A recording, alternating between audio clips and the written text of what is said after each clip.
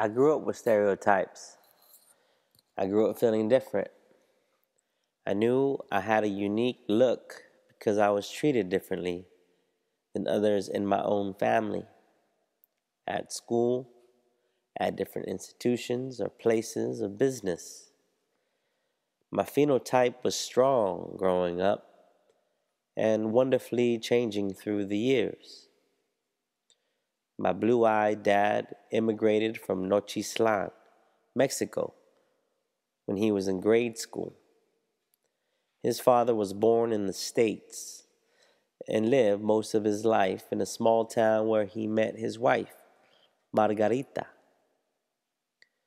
My dad's father was the son of a concert violinist, a blacksmith, and a brother to 4 sisters. He would go back to Nochislan when he was 4 years old. He was an educator, a strict enforcer of rules, a smoker, a drinker, a lover, a fighter, an inventor, an intellect.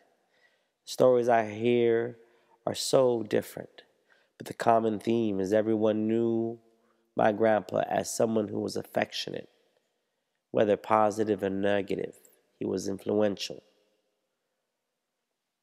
Each of my abuelita's sisters became educators, and even one became a principal of a school in a small ranch in Mexico. My dad's mother is beautiful, so giving, a sister to 3, all born in Nochislan too, a sibling to a portrait artist, another to a tailor. She fills hearts with hopes. She sees things before anyone can and loves her hometown. To me, she is Mexico. She shares stories with great exuberance and taught me so much about my culture, my love to be Mexican. She fed me food so delicious that took me back to a place where she cherished and loved. My abuelita is abuelita, and when I think of her asking me, "How is Giovanna?" 18 years old and 23 years old is when my abuelos married and started a new chapter in their lives. But back to my sister Giovanna. She is creative and lovely. My oldest sister, she is now 40. My ate, my hermana, she took care of me in my adolescence and impressed my racial understanding because she took me around LA and introduced me to a diversity of people. That definitely made my identity stronger. My dad adopted her. She is Puerto Rican and Filipino. We do have the same mother. My mother, our mom, is the comedian, the flavor, the style, the one who got away and came back with the bigger splash. She's a pretty Filipina who grew up around Dodger Stadium with a mom that is an OFW from the Philippines. Her mom, a daughter of a machine gunner who fought in Guam in World War II, not only for America, but also that his daughter can realize the freedom, who was living in Monroe, Rizal. My grandmother came here when she was 25. She traveled on boat and entered an arranged marriage. My smart dad and fun mom would meet in Echo Park, both doing work with troubled youth, struggling scholars, needing more resources. And in 1980, I would take my first breath, already feeling the biracial pressures. I attended Doris Place Elementary and already knew in kindergarten to introduce myself as being Filipino-Mexican. My name Enrique was pronounced as Ricky. I spent a lot of time in the Frogtown neighborhood, hanging out with mostly Asian classmates. My good friend Oliver was black and Chinese, and we immediately connected very well on school assignments and played during recess. Maybe it's because he was biracial too. I recall bubbling my race on state tests, and on those same state tests, I remember the first time putting that I was black because there was no choice for brown. It was fun times in elementary. I got to see many Hollywood movies filmed at our school, like RoboCop, Child's Play. and even a craft commercial. I skateboarded to school with my motley of friends that comprised of chinos, chicanos, and armos. That is what people in the neighborhood would refer to us as. Wetbacks and fobs were other things I heard on the playground and at the little store which I visited every day to get my daily snacks. In 1992, I would start middle school, formerly known as junior high school, the year before. Washington Irving Middle School. It's in Glassell Park, with its main gangs and set of tagging crews.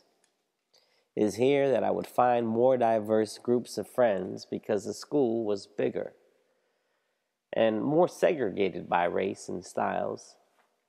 I remember hanging out with mostly Filipinos and Thai individuals in the 6th grade.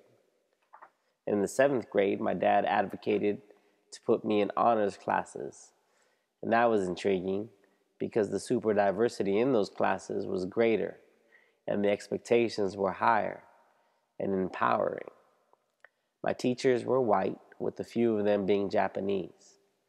I started to hang out with more Mexican friends who influenced me with art. And my oldest Boricua, Filipina sister was also hanging out with more different people too, because she was doing gymnastics at the YMCA. Thus, I would open up my network to Russians and Armenians who were working at the gym. My dad would get remarried, and I gained 2 stepsisters. Because during my adolescence, my parents divorced, and I would travel from both sides of the family relatives, but enjoying the best of it all. It was tough at the beginning because I just wanted to be in one place with my mom and pop. This arrangement was structured in the beginning. I would stay with my dad during the week and go to my mom's on the weekend, and my grandma and grandpa would take care for me after school. And every other weekend, my sister and I would stay at my mom's. She moved a lot, from Los Feliz to Van Nuys to Hawaii to Annapolis, Maryland. So, the structure just faded. We visited her in the summer, and these experiences were life-changing for me. I recall traveling to Oahu, Hawaii, and seeing so many Filipinos and Japanese families. My mom's neighborhood was dominantly Filipino at that time, and it was the first time it had been surrounded by the Pacific Islander demographic. It's quite amazing. So in high school, I would go to Marshall High School, my 9th grade year, and then to Francisco Bravo Medical Magnet High School in Boyle Heights. Both places very racially diverse, and I met so many interesting people from different backgrounds and classes. In these years, I joined a crew, and although I am biracial, I was classified as a Chino and referred to as one in the crew's small group. And that small crew provided friendships, protection, and activities. I continued to skateboard all my K through 12 years, and I feel the piece of wood with 4 wheels really helped me discover the importance of my racial identity. And through the sport, I met so many other races who shared the same passion. Skate videos I watched would highlight black, white, brown, every color, all united, smiling and having fun. It was a multicultural attraction, so authentic that I skated every day and really used it to stay focused and concentrate. Hip-hop was another space for me to express my cultural identity, and all these pieces and experiences being collected that I was forming, influencing the decisions I was making, I needed to put into a composition form, and making music with other artists shaped who I am. I left the neighborhood crew to explore sounds with 3 interesting friends. 1 Filipino, 1 Black Puerto Rican, and 1 Italian Mexican. We called ourselves Cycle Click. We were involved with the collective that performed at the Peace and Justice Center. It was incredible and invigorating to my upbringing, especially because every race, every background came together to share this thing called hip-hop. I graduated high school in 1998, and attended Cal State Fullerton in Orange County. And again, my racial experience would take a radical turn because the where was extremely amplified and super different. Well, the axis changed. My identity became stronger and given more context to the power of where one comes from. I studied business finance, which attracted certain races, and in every class, I was rare. I looked different, and it was quite evident.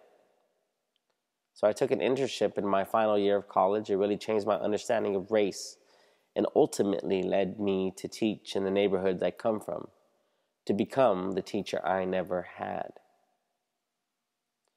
In 2003, I started my teaching career in Boyle Heights, where my Mexican dad, his second hometown, the home away from home, from Nochislan, in Boyle Heights, where I took baths in the sink, where my grandma still sits on the porch today looking across to Roosevelt High School, where kids learn, where she witnessed the walkouts and helped students find safety from the violence.